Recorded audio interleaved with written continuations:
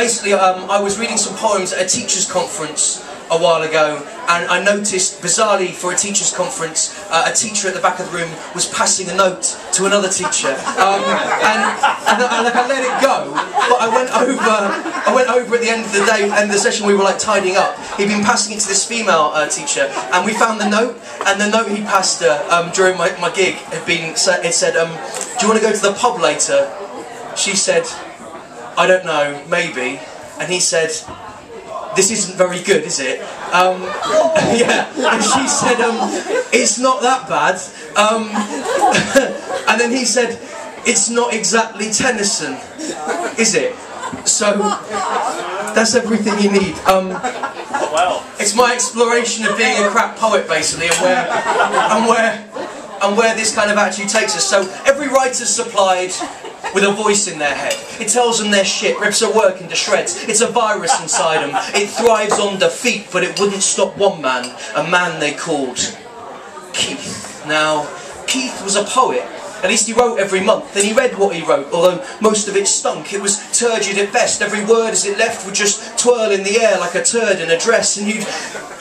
With rambling glee, he would ham up his readings. At times he would pause for no sensible reasons. His structures bedraggled, the themes would unravel. If Duffy's Mills and Boone, then Keith was more razzle. And you'd think that with Keith, misspent youth, Simon, you think that with Keith, that voice that's inside him would have beefed up somewhat, like a critical Viking. It wasn't the case though. See, Keith wasn't frightened, he weren't a great writer, he just really liked writing. And every month, in the bar with a mic in the corner, they'd slump as he started reciting this torture, dishing out words like a toilet that's blocked. The image is shitty, the rhymes badly forced, and although they'd all dread it every week, he still read it, pulling metaphors like teeth without any anaesthetic, and it was painful, alright, and while his work offered no joy, it did worse than that.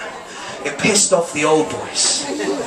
Yes! See, because Keith was well known, and his name was like venom to the old boys who moaned that he just didn't get it. I mean, what on earth is he doing? Where is the elegance? Where is the rhyme, the reason, the relevance? Why bother trying? It seems hardly Tennyson. It was a well-trudged routine. It had gone on for ages. But one evening, Keith brought out a handful of pages, and he started to read, and the room became flat, because even for Keith, what Keith read was quite bad. And the old boys sat back, their eyes quickly tightened. This was bad, like really bad, and they watched on in silence. Then they shivered, they howled as though in bereavement. It was bad, really bad, they just couldn't believe it. Some started to shake as though channeling demons. There's no rhyme, shuddered one. Dear God, there's no reason. That night, they sat round, they dissected the problem. Keith's work was so bad that they had to do something, but what? I mean, what? Like, nothing's stopping this guy. You can't put him off just by rolling your eyes or refusing to clap at the end of recital. It would take more resolve. It would take something final. So they agreed to their plan. In the depths of their cloister, there was only one option. The option was moida.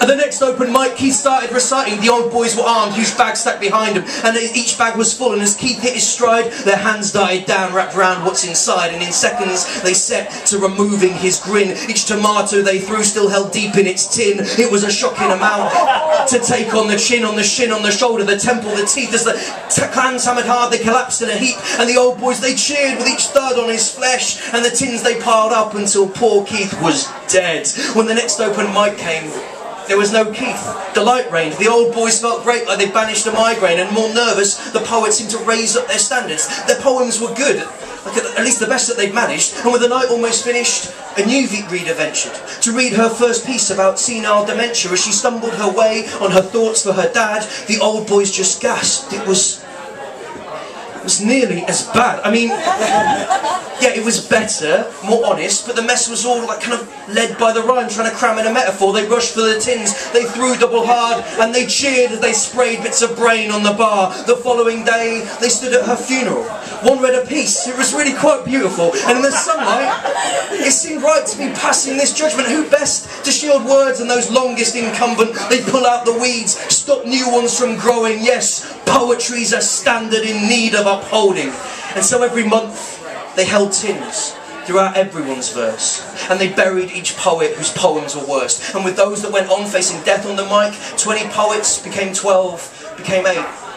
became 5. And as the number soon dwindled, no newbies to bludgeon, the old boys in time grew to turn on each other. One night one old boy stalled, he kind of messed up a stanza. Before he could argue, they threw him their cans, and after one evening, one went to the kitchen. He was greeted with the words, "James, your work has been slipping." One was always judged worse, no matter how hard they tried.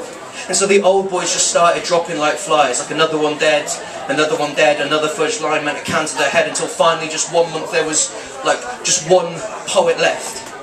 And the quality was high, from start through to finish, though the open mic lasted just a handful of minutes. But that poet was grinning, he had no weight of the murder, no weight of the blood. He thought, I'll go a stage further, I must finish this off with this great work we've begun. Why have all of these poems when you only need one? Yeah.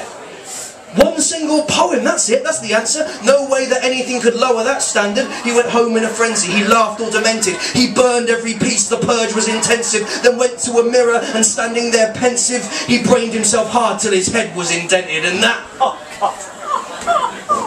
was, well, that. Poetry was safe and removed from all failings, and lofty and great and lonely and empty and lacking in meaning, removed from us sinners just to rot on the ceiling. And I wonder sometimes if that's what they were craving. When I see and hear poets obsessed with this slating, because hating each other seems dumb, and I'm guessing that we'd stop it pretty quick if we saw the route that we're heading. I say here's to each poet who's messed up a piece, who fucks their work up and still doesn't retreat. Because if you ask me if you're craving more Tennysons and Keats, it's just as important we cheer on the Keats. Thank you very much for listening.